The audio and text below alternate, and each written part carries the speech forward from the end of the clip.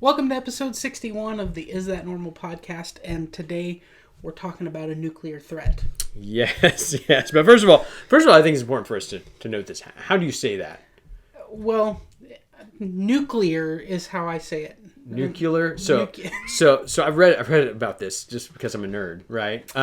So we tend to say nuclear as a society because we're used to words like muscular and tubular and things like that. We don't hear very often what it really is, which is nuclear. Yes. If you look at the words nuclear, yes, not nuclear. So unless you're George Bush. I might have to cut that out. Anyway, but more important than how you say it, I think, is what do you think about when you hear the word nuclear? Something on a large-scale disaster.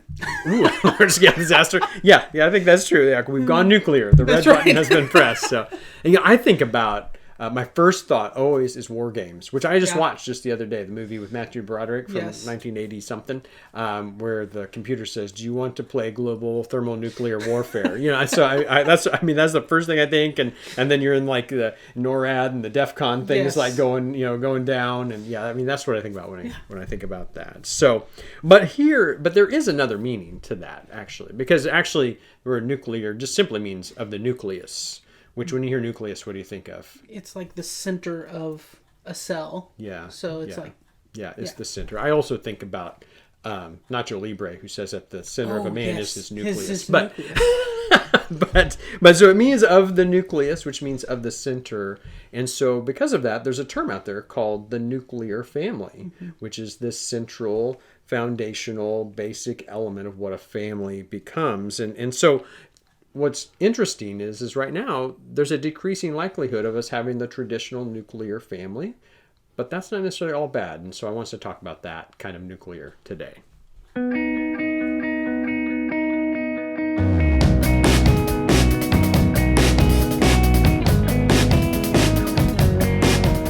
So if you're just joining us, on the Is That Normal podcast, we're all about helping parents and hopefully giving them tools and equipping them to raise functioning and most importantly godly young adults into functioning human beings that are also godly and pursuing Christ. And we've got, if you haven't followed us on social media, we have a Facebook page, a YouTube channel, and an Instagram account, and we're posting, in addition to our podcast, we're posting, supplemental material and things that we think are relevant and just resources that we find on there throughout the week. So be sure to check that out. And we want this to be a conversation.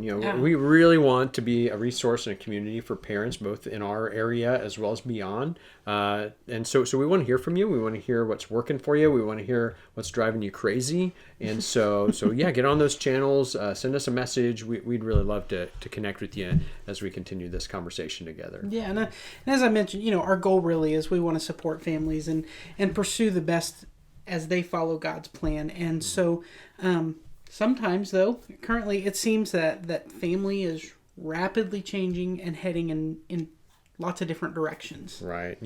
Researcher and author David Brooks said it this way. He said that we are likely living through the most rapid change in family structure in human history. And then he notes that the causes are economic, cultural, and institutional all at once. So we've just got a major systemic shift going on in our whole society, our whole culture, in every area of life. The way we look at institutions, the way we look at how we evaluate what's best, and the way that our economy works. And because of that, family is just like on hyperdrive, changing right now. And and we've all, when we hear that, I think what we immediately think of is some of the things we've heard statistically or maybe seen in reality, whether it's us or someone near us. There's always rising broken families. There's way more of a decline in marriage rates, whether it's the first time marriages or divorce rates. All of those things are in increase. And then there's a rise in illegitimate children, and that means a lot of different things. And then that's looked at differently than it was even 20, 30 years ago. And so you see all of that, and it kind of maybe makes you kind of get like a bleak picture of what we're talking about. But I think we got to take a minute and define a few things about family, because I think there's a more foundational issue here that we need to address than just these symptoms that we like to talk about. Because for many of us, the nuclear family model has been the mental idea that we've held up for a lot of years. Yeah, and when we talk nuclear family, we're not talking about radiation and fallout shelters and things like that. So what does that actually mean? Although it kind of came around about the same time that became popularized. Really During the Cold War, and there was a threat of nuclear attack, and everybody wanted to have a bomb shelter, and kids went through bomb drills. And that was in the 50s, and that was about the time that this nuclear family model really came into its own. But there were some other factors, I think, that caused it to happen at that time, because we were coming out of World War II, and Reconstruction was going on, as well as the Industrial Revolution was really taking off. Mechanized industry was on the boom. People were living on farms less. They were moving to cities and suburbs. Travel was easier. You were not in an agrarian culture anymore, so you didn't have to have a bunch of kids to do all your farm work. And so the whole culture was changing right then. And so family began looking a lot more like just mom and dad living with their 2.5 kids in a cookie cutter suburban home, on a quiet street, and dad went to work from 9 to 5, came home, mom was the homemaker, and really a lot of times when we talk about nuclear family, we talk about what our culture holds up as this like ultimate ideal. That's the picture of what we're talking about. It's Leave It to Beaver, right? Yeah. I mean, that's just kind of what we think about and we idealize. But the problem is there was a very narrow window where that actually was the way things looked and acted and worked. For centuries prior to that, family looked radically different. Like all the way right up to that period of time, we have a much more interdependent, multi-generational, and even people who weren't even blood family living together in close proximity to make life work. And that's the way most of history family worked. It was an interconnected mom and dad, grandma, grandpa, an aunt or an uncle, all these people living together to make life work. And you had this huge, messy, sometimes difficult, no privacy support system. Yeah. But that's what it took to do life together. And suddenly we stopped doing that. And we created some distance there in those relationships. But then, as our economy began changing and inflation caught up with some of the things that were going on, and there were some other mindset shifts, that's not really worked for the last 30 or 40 or maybe longer years. But we keep trying to plug that hole and trying to think that that's where we're trying to get back to. But that may not necessarily be the picture of family that we really need to be looking at. Yeah. So given all that, and as you said, recognizing that really that idea of the nuclear family is really not an old model. As far as it hasn't been around that long, that's not really traditionally what we see if you go back probably 1950. And so what should we learn from that? And is there a different model that we should pursue? Right. There's so many things we talk about. There's so many things to think about. It's really kind of an interesting idea. But for us particularly, where we're looking to look at the culture and what's going on, like you said, that traditional family doesn't look the same now. But we also want to look at God's Word.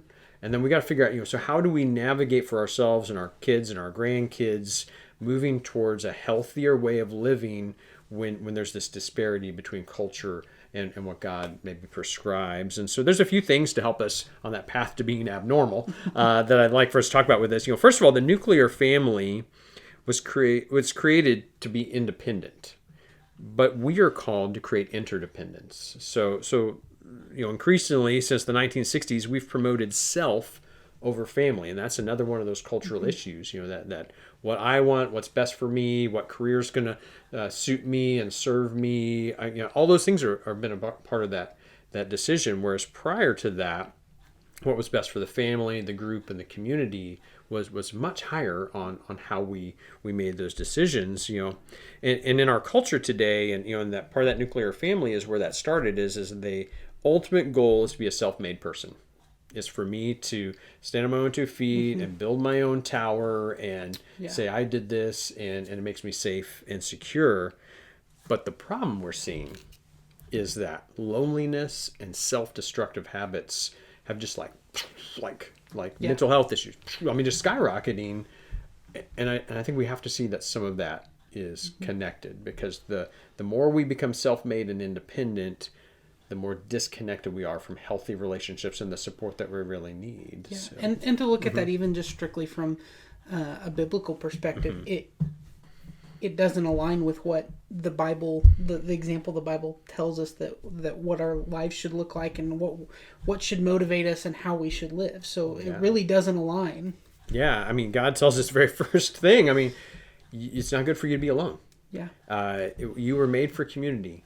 You can't do this on your own. And so we as Christians have to first admit we need God. And then when we realize we need God, we listen to him, and he says, and you need each other. And that independent model does not serve that. And so, for us, as we talk to parents, one of the things that we've said before is that we want to help our young people grow to independence. So they're not dependent on me. I don't have to make all their decisions. They can tie their own shoes and wipe their own nose and, pay their own bills. And I mean, we do want that, but the goal is not ultimately self-dependence. The goal is that they get to a place where they have enough responsibility that they can be part of the interdependence of the network of family that we serve together. Yeah. We serve each other, and we serve the community around us together. And so that's really should be our goal. And that could look like a lot of different things, And as we go through this, that's the thing. There are different ways that this can play out, but there's some principles I think that we've got to make sure we're keeping in balance. And so the next thing that I see is that the nuclear family created insulation, but we're called to be inclusive. And so it's kind of the other side of that. So the first point there is that we feel like culture tells us that we don't need anybody else, but we do. We need others, in our life. But we also have to realize that others need us. It's that other side of self-dependence that we're missing out on opportunities to help and bless others and be the resource they need if we insulate ourselves. And the kind of the nuclear family model was the car came home from work, pulled into the garage, the door shut, and then the king came into his castle. Yeah. And all the outside world was shut out. And when we do that, we close our eyes to the needs of our neighbors and the guys on the block over and the people at work who had issues I needed to be a part of. Yeah. And it's interesting that you kind of bring that up because, I know our pastor has said several times that made the reference to, the invention of the garage door opener had a huge impact on people's interaction with their neighbors. And a lot of people live in neighborhoods where they couldn't tell you who lives next door to them. And, interestingly enough, I made a post on my own social media last week because I'm grateful I live in a neighborhood where people go outside and talk to each other, and we go check the mail and talk to our neighbors on the street. And our neighbor across the street, their daughter came over the other day and brought us a picture that she drew with, just an encouraging note. And, I got to thinking, and I'm like, man, I can almost name everybody within like a 3-block radius by first name basis, which is so unusual, but it's such a neat thing. Yes. And it's kind of created this little community that we have, where we go Christmas carol to the neighbors together, and the kids play together, and everybody, just interacts, and it really does change the dynamic of what life is like. Yes. when you interact that way. Yeah, I mean, and again, we go back to like the biblical principles here, and throughout the Bible, we're called to care for our neighbors. Even back way in the Old Testament, it started out saying, if there's foreigners that have needs in your land, you're supposed to include them and bring them into your fold. The Bible tells us that we're supposed to care for widows and orphans, and I mean, so the people around us that have need for community, we're supposed to be that answer. And so we've got to figure out how do we begin including those people. David Brooks, who we'll talk more in a minute, but wrote an article about this. He's a researcher.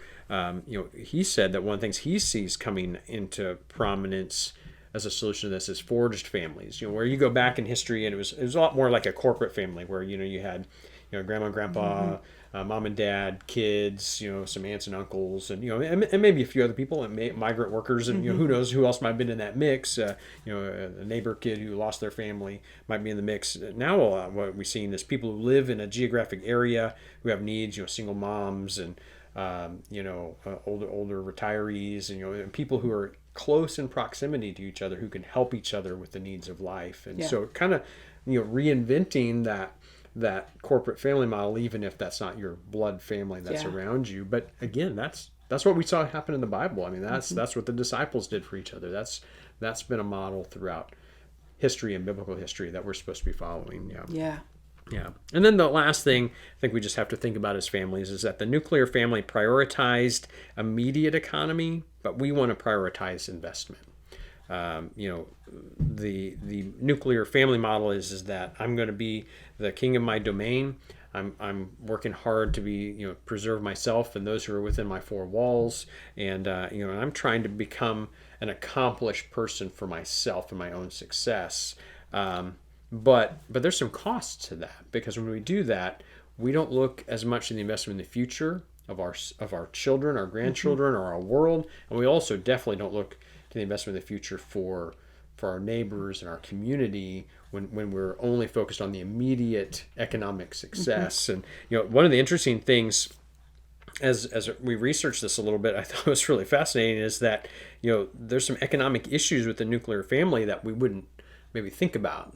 So again, as the nuclear family becomes less likely to happen, the ones that are still holding that model tend to be people who are very affluent, because they can support themselves by paying for professional tutors and babysitters and mentors and all of those things that our extended family used to do for us. Well, we're just able to underwrite that if we're affluent, whereas people who do not have those means are missing that component. But then the other weirdest thing is, as you look throughout the world, the countries that have the highest gross domestic product also tend to have the smallest household size, but they also have the highest rates of mental illness and loneliness and depression and all of these, these symptom issues.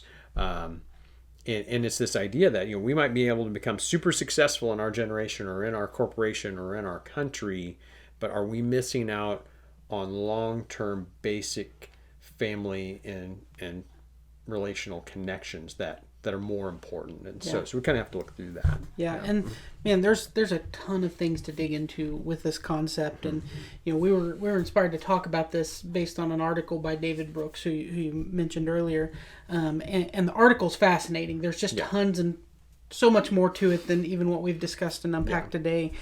So if you want to learn more, be watching for us to post some information about that article on our social media outlets.